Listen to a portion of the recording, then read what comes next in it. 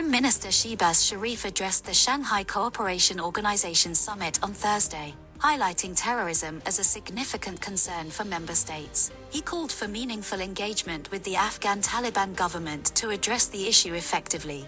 In related news, Punjab Chief Minister Maryam Nawaz emphasized the need for police action against blasphemy suspects. However, she cautioned against using blasphemy allegations as a means to settle personal scores, urging for responsible and fair enforcement of the law. In Diamer, 𝐃𝐚𝐰𝐬, a high-profile terrorist was killed, and 7 others were injured during a shootout with security forces. GB's Interior Minister confirmed the death of terrorist commander, who was involved in last December's bus attack in 𝐒𝐿𝐬. His accomplice was injured, and another terrorist remains at large. The operation also led to injuries of a young girl, an elderly man, and 4 GB scouts.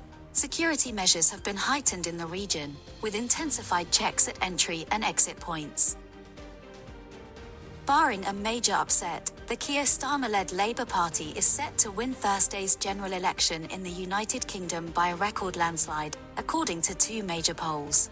On Wednesday, YouGov's final poll forecast a historic election victory for the centre-left party, with 39% of the votes and 431 of the 650 seats in the House of Commons. Labour is set to win big, the poll stated, predicting a reversal from their worst result since 1935 to a potentially record-breaking victory in one electoral cycle. A Survation poll on Tuesday also predicted that Labour is 99% certain to win more seats than in 1997, when Tony Blair ended 18 years of Conservative rule. The new Prime Minister will inherit a country facing economic and social challenges and a deeply divided political system. The fight among opposition parties is less predictable, with the right-wing Conservatives trying to fend off a hard right threat from Nigel Farage and his Reform UK party.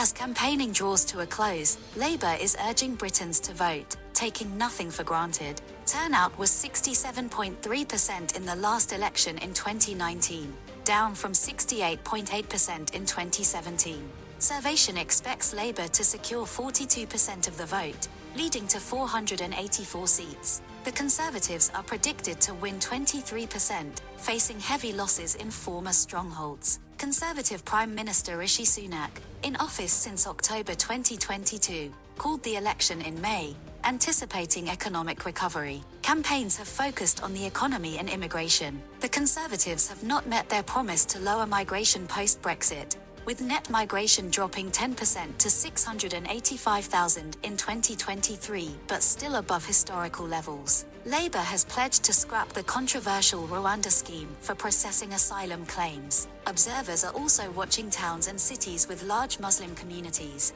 where Labour may lose support due to its stance on Israel's war on Gaza. Pro-Palestine protesters are planning another march on Saturday in London, amid concerns over police restrictions on the demonstration. The presidents of China and Russia urged allies to resist external influence, emphasizing that global centers of power are changing, leading to a multipolar world. Russian President Vladimir Putin and Chinese President Xi Jinping attended the Shanghai Cooperation Organization Summit in Kazakhstan's capital, Astana. The SCO is seen by Moscow and Beijing as a counterbalance to US influence. She called for countries to resist external interference, while Putin highlighted the rise of new political and economic powers. In a joint declaration, the SCO noted shifts in global politics and stressed the need for the bloc to play a greater role in global and regional security. The declaration called for a ceasefire in Gaza and a settlement of the Palestinian issue. It did not address Russia's invasion of Ukraine or China's dispute with Taiwan, but emphasized mutual respect for sovereignty. Both leaders criticized US dominance and sought to expand their influence, particularly in regions close to their borders. Putin welcomed Belarus as the bloc's 10th member and noted the strengthening of new centers of power and economic growth. Western-sanctioned Iran joined the SCO last year, and UN Secretary-General Antonio Guterres also attended the summit. Founded in 2001, the SCO has gained prominence recently, focusing on security and economics in Central Asia. It represents 40% of the global population and about 30% of its GDP. Despite internal disagreements, including territorial disputes, the SCO criticized the buildup of missile defense systems by unnamed countries, a common complaint aimed at the United States by both Moscow and Beijing.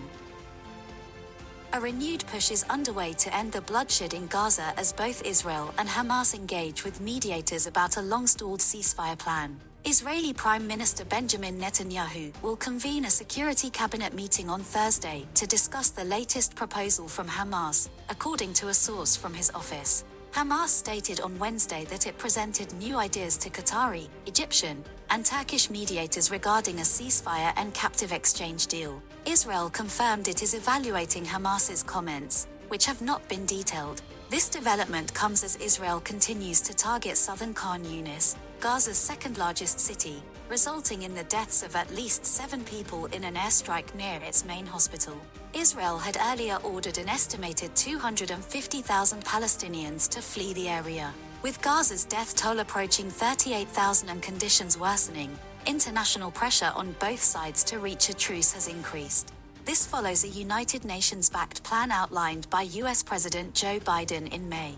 However, differing interpretations of the deal, which includes stages for cessation of hostilities and exchange of captives, have stalled negotiations. While the US insists Israel supports the deal, Netanyahu has questioned it, stating he will not end the war until Hamas is eradicated.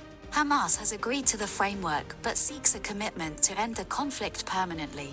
Negotiations have made little progress since June 11th, when Hamas indicated it was ready to deal positively with the proposal but suggested minor amendments. In a sign of renewed momentum, Hamas announced it is communicating with officials from Qatar, Egypt, and Turkey to reach an agreement. Netanyahu's office and the Mossad intelligence service confirmed this new approach, stating that Israel is evaluating Hamas's remarks and will respond to the mediators. One source with knowledge of the talks mentioned ongoing efforts by Qatari and American officials to bridge remaining gaps between Israel and Hamas. There has been no truce in Gaza since November, when Hamas released over 100 captives during a 6-week pause. Since then, Israel has expanded its offensive, including a ground invasion in Rafah, despite orders from the UN's International Court of Justice. Israel's attacks in Gaza have resulted in 37,952 civilian deaths, mostly children, and injured 87,266 people since the war began.